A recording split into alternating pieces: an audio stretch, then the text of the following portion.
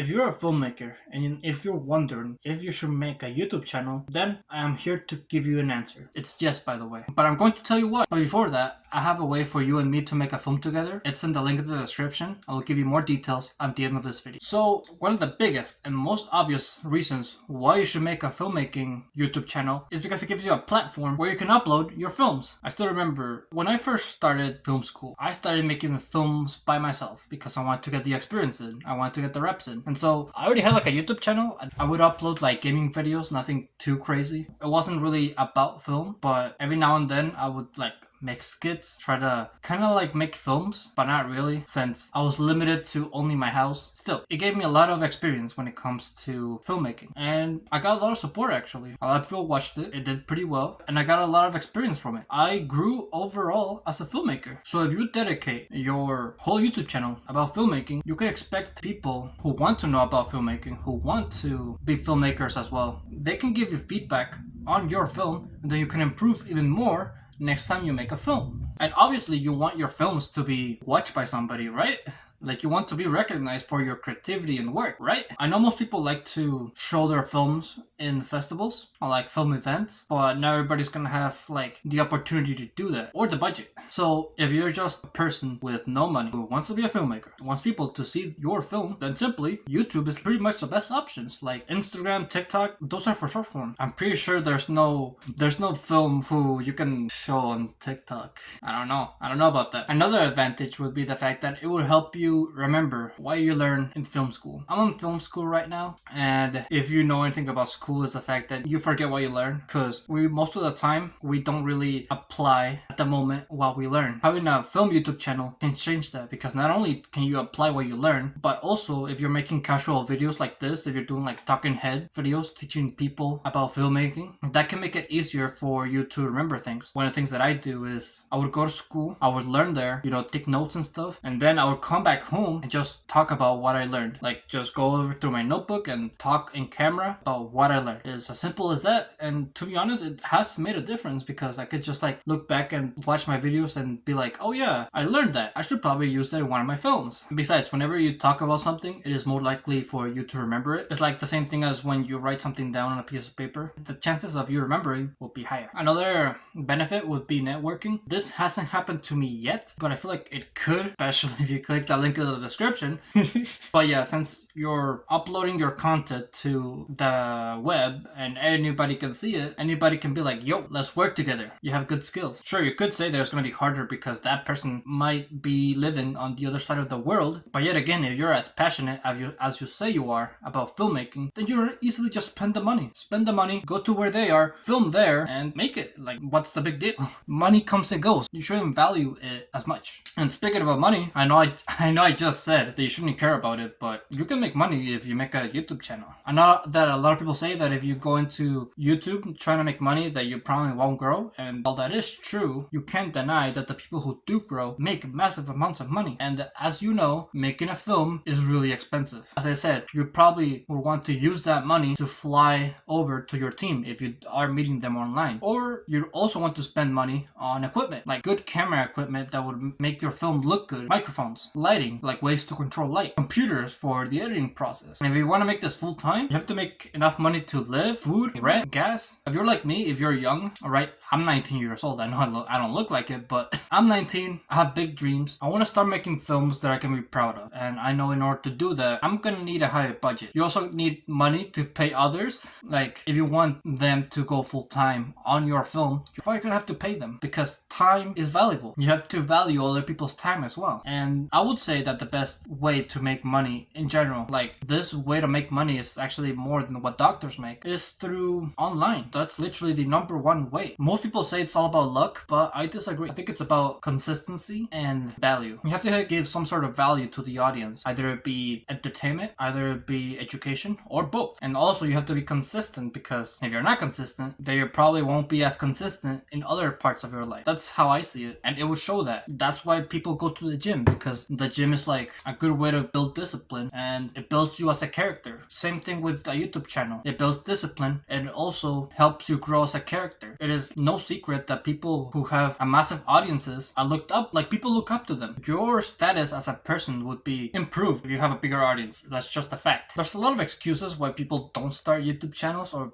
like a social media presence, and I can see why. It's because like social media can be a toxic place, a lot of hate comments, a lot of drama, a lot of negativity. When it comes to those aspects, you can easily ignore it. When it comes to being like known as a social person, like as a social being, like people on the street recognize you. If you want to be a filmmaker, this probably might happen anyway, depending on the position that you want to be. Of course, there's also faceless YouTube channels out there, so you can also do that. Another excuse would be the fact that a lot of people have the perception that in order to make money from YouTube, you have to have like massive amounts of followers, like millions of followers in order to make money. That's simply not the case. As I said at the end of the video, I have like a product that I sell, and if you get like 10 to 50 people to buy your product, like you can make what I make. Just simply teach others about filmmaking or just work with people to make a film. Like I'm pretty sure a lot of filmmakers can do that, especially if you have massive amounts of experience making films. If you get like 10 to 50 people, you'd probably be well off. Like you can go full time, and you could also fund your films. So it doesn't take a lot of people if you really think about it. You just have to make sure that you provide value to your product, whatever you're making. Make sure you actually get them the results that they wish for. For my product, I want you to get the result of either improving your film or making a film. So if you're interested in that, click the link in the description and get my product if you want. And the last constraint that I feel like a lot of filmmakers have when it comes to making a YouTube channel will be the fact that it's hard. And to that, I say that everything in life is hard. You can't get things without going through pain. Not all good things don't come easy. But as long as you do the things for the right reason, things will get easier. Like for example, right now I'm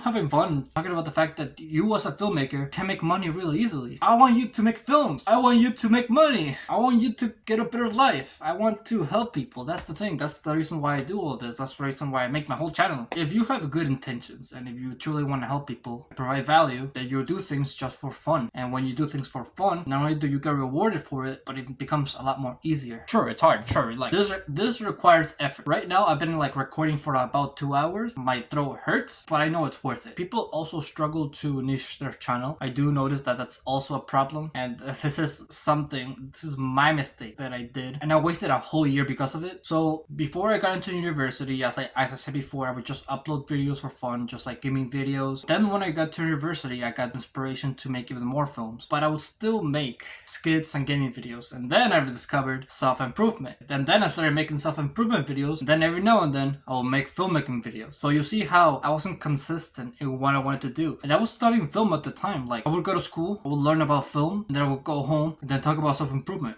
That doesn't make any sense, right? And the reason why I did this is because I knew that self-improvement was profitable. I don't know why, but I had this belief. It's not true, by the way. I had this belief that because I wanted to do filmmaking, it wasn't as purposeful and it wasn't as helpful towards people, which is completely false. You can still inspire, educate, and entertain when it comes to filmmaking. But I thought it was bad because I thought that if I made films, it would increase the brain rot from people's brains. That's why. And so I did self-improvement, taught people how to build muscle, all that stuff. But I was just depressed. I couldn't stay away from making films. And so that led to me stopping that channel. It's still up right now, but I stopped uploading and I now make film videos because I want to be a filmmaker, and there's nothing wrong with being a filmmaker. There's nothing wrong with that. Take pride in your passion. If you don't, you're just gonna be depressed. Take pride and show it to the world. Show your creativity. Be creative. It doesn't matter if you get hate for it. It doesn't matter if people think that if you're reducing people's attention spans. If you truly are passionate about it,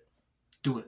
Alright, so to end this video, I know this is like kind of like a tone change, but I do want to give you some topics that you can make your filmmaking videos about. The first topic that you can do is what I like doing the most, to be honest, and that's giving people filmmaking advice. You can like simply go to film school, learn something there, talk about it, and share it to the web.